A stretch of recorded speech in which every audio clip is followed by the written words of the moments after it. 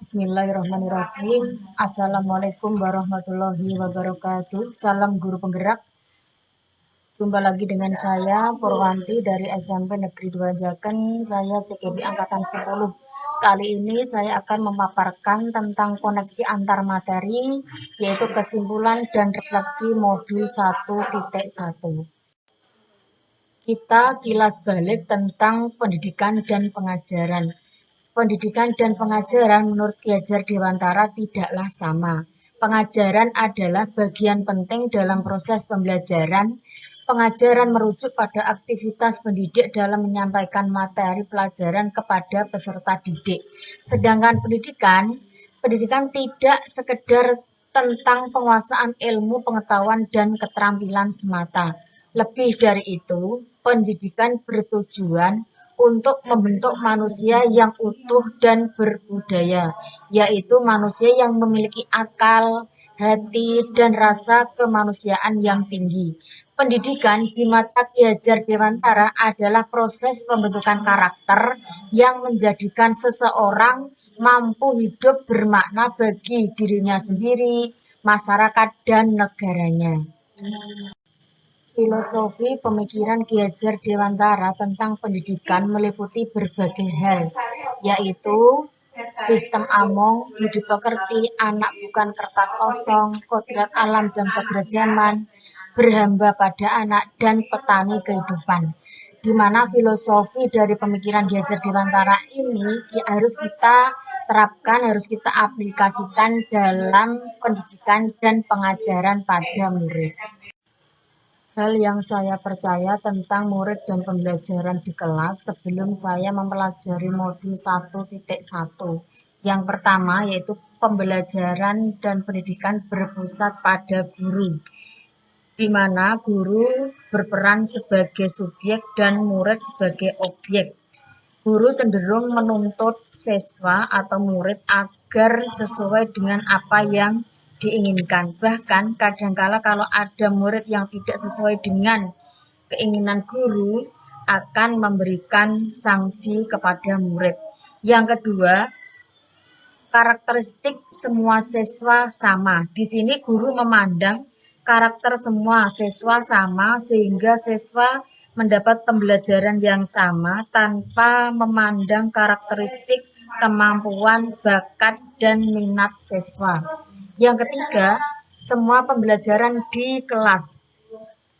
Pembelajaran berlangsung di dalam kelas dan metode yang dipergunakan adalah metode ceramah sehingga terkesan monoton dan membosankan. Anak tidak pernah belajar di luar lingkungan kelas. Yang keempat adalah harus tuntas KKM. Di sini murid harus mencapai kriteria ketuntasan minimum yang ditentukan oleh guru dalam setiap mata pelajaran yang harus diselesaikan. Setelah mempelajari modul 1.1, saya menyadari bahwa melakukan proses pembelajaran secara menyeluruh bukan hanya dari aspek kognitif saja, tetapi harus mencakup keseluruhan mulai dari aspek sosial, budaya, afektif, psikomotor, dan spiritual. Setelah saya mempelajari modul 1.1, saya juga menyadari bahwa merubah gaya pembelajaran yang selama ini saya lakukan dengan metode ceramah dengan lebih berorientasi pada murid, dan saya berusaha untuk menggunakan media pembelajaran yang menarik supaya anak tidak merasa jenuh. Yang ketiga, setelah mempelajari modul 1.1, saya menyadari bahwa melaksanakan pembelajaran yang bervariatif, di mana tidak semua pembelajaran dilakukan di kelas. Kadang-kadang mengajak anak untuk belajar di luar kelas, supaya anak mendapatkan suasana dan imajinasi baru, sehingga mereka jadi gembira mengikuti pembelajaran. Apa yang dapat segera Anda terapkan lebih baik agar kelas Anda mencerminkan pemikiran Ki Hajar Dewantara? Yang pertama adalah merancang dan menerapkan pembelajaran yang pertama aktif, Aktif di sini yaitu murid sebagai subjek sehingga mereka selalu aktif dalam setiap tahap pembelajaran dan pendidikan. Yang kedua adalah kolaboratif, yaitu merancang pembelajaran yang menuntun siswa untuk dapat berkolaborasi atau bekerja sama antara murid yang satu dengan murid yang lain dalam tim atau kelompok. Yang ketiga adalah kreatif, pembelajaran yang dapat mendorong munculnya kreativitas dari setiap murid sesuai dengan kemampuannya. Yang keempat adalah pembelajaran yang berdiferensiasi, yaitu pembelajaran yang dikembangkan untuk merespon kebutuhan murid dalam belajar yang bisa berbeda-beda, yaitu meliputi kesiapan belajar, bakat, minat, potensi, dan gaya belajar siswa yang meliputi visual, auditori, atau kinestetik. Yang kedua adalah menjadi guru yang pertama adalah menuntun. Menuntun di sini maksudnya adalah membimbing semua kodrat yang ada dalam diri anak untuk mencapai potensi terbaiknya.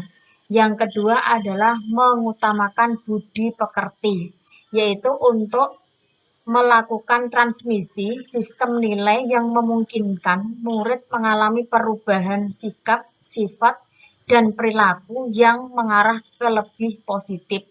Yang ketiga adalah menginspirasi, yaitu memberikan motivasi, inspirasi, ajakan yang baik, serta memberikan dorongan dan bantuan.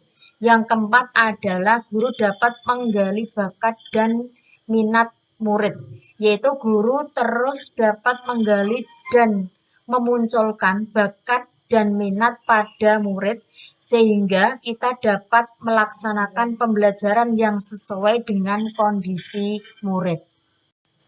Demikian pemaparan materi dari saya tentang koneksi antar materi, yaitu kesimpulan dan refleksi modul 1.1. Sekian dan terima kasih. Wassalamualaikum warahmatullahi wabarakatuh.